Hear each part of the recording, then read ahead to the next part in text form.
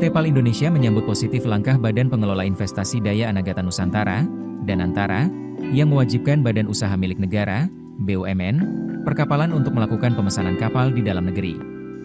Langkah konsolidasi ini dinilai strategis untuk menghentikan aliran modal ke luar negeri.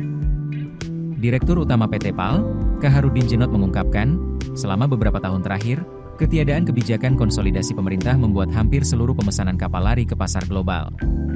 Minimnya kontrol terhadap tingkat komponen dalam negeri, TKDN, juga menjadi pemicu utama fenomena ini. Kaharudin mencatat, saat ini potensi ekonomi yang masuk ke industri dalam negeri tidak sampai 10% karena isu TKDN tersebut.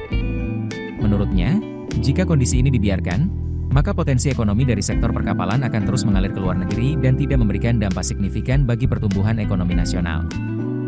Kaharudin melihat kondisi saat ini, terdapat kebutuhan kapal yang luar biasa besar di berbagai sektor, mulai dari ketahanan pangan, ketahanan energi, hingga ketahanan teritorial. Hal inilah yang ingin dioptimalkan agar pesanan tersebut ditarik sepenuhnya ke industri domestik.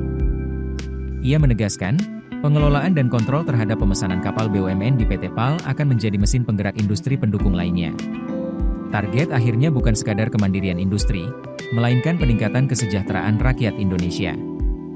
Kami jaga semua ini, kami kelola, kami kontrol untuk meningkatkan industri dalam negeri dan sekaligus untuk menaikkan kesejahteraan rakyat Indonesia, ungkasnya.